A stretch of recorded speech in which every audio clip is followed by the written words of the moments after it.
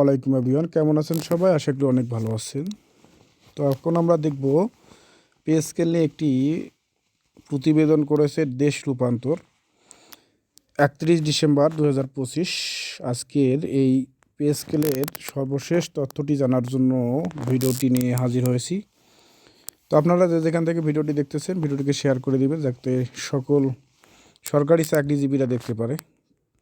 তো চলুন আমরা ভিডিওটি শুরু করি। পে স্কেলের সুপারিশ জমা দেওয়ার ডেডলাইন জানালো কমিশন। তো আমি আরও একবার বলতেছি, বিস্তারিত জানার আগে আপনারা যেখান থেকে দেখতেছেন ভিডিওটি শেয়ার করে দিবেন এবং সর্বশেষ মন্তব্য করে যাবেন যে আসলে পে স্কেল বাস্তবায়ন হবে কি না বা এই মুহূর্তে কি করা উচিত। আপনাদের মূল্যবান মন্তব্য করে যাবেন এবং চ্যানেলটিকে সাবস্ক্রাইব করবেন।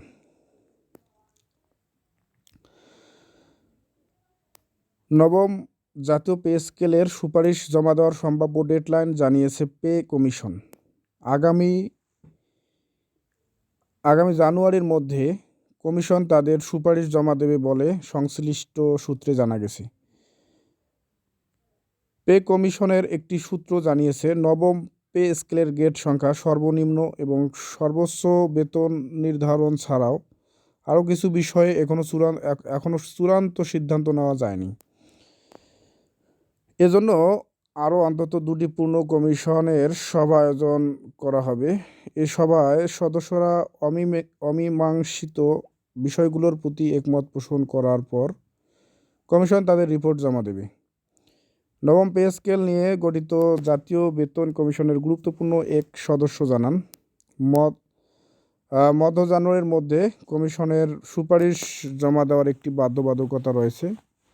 আমরা এর আগেও রিপোর্ট জমা দিতে পারি, অর্থাৎ মধ্য জানুয়ারির আগেও রিপোর্ট জমা দিতে পারে পে কমিশন। পূর্ণ কমিশনের আরেকটি সভা করতে পারলে সুপারিশ জমা দেওয়ার সম্ভাব্য দিনক্ষণ আরও নির্দিষ্ট করে বলা যাবে। পে কমিশনের একটি সূত্র জানিয়েছে, সরকারি কর্মকর্তা কর্মচারীদের বেতন গ্রেড নিয়ে 3 ধরনের চিন্তা করছে কমিশন। বর্তমানে সরকারি চাকরিজীবীদের 20টি গ্রেড রয়েছে। কমিশনের অনেক সদস্য মনে করেন বিদ্যমান গ্রেড সংখ্যা একই রেখে যৌক্তিক হারে বেতন ভাতা বৃদ্ধির সুপারিশ করতে। তবে এখনও ঘোর আপত্তি রয়েছে কমিশনের আরেকটি অংশের।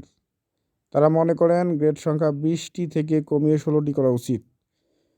সূত্রের তথ্য অনুযায়ী গ্রেড সংখ্যা 16টি করতে অনেক সদস্য একমত হলেও সদস্যদের আরেকটি অংশ চাচ্ছে নবম পে স্কেলের গ্রেড সংখ্যা 14টি করা হোক। এক্ষেত্রে তাদের যুক্তি, গ্রেড সংখ্যা অধিক হওয়ায় বেতন বৈষম্য বেশি হতে পারে, এজন্য গ্রেড সংখ্যা কমানোর পক্ষে তারা। জানা গেছে, নবম পে স্কেল নিয়ে বিভিন্ন সংস্থা সংগঠন থেকে প্রাপ্ত মতামতগুলো চুলচেরা বিশ্লেষণ করছে জাতীয় বেতন কমিশন, অর্থাৎ পে কমিশন। প্রসঙ্গত, সরকারি চাকরিজীবীদের নতুন বেতন কাঠামো প্রণয়নের লক্ষ্যে গত জুলাই মাসে কমিশন গঠন করে দেয় অন্তর্বর্তী সরকার। এই কমিশনের 6 মাসের মধ্যে সুপারিশ জমা দেওয়ার বাধ্যবাধকতা রয়েছে। তবে কর্মচারীদের দাবি ডিসেম্বরের 15 তারিখের মধ্যেই নতুন পে স্কেলের গ্রেড প্রকাশ করতে হবে। এটা দাবি ছিল আর কি 15 ডিসেম্বরের মধ্যেই আর কি পে স্কেলের গেজেট প্রকাশ করা। কিন্তু এই ছিল পে স্কেল নিয়ে সর্বশেষ তথ্য।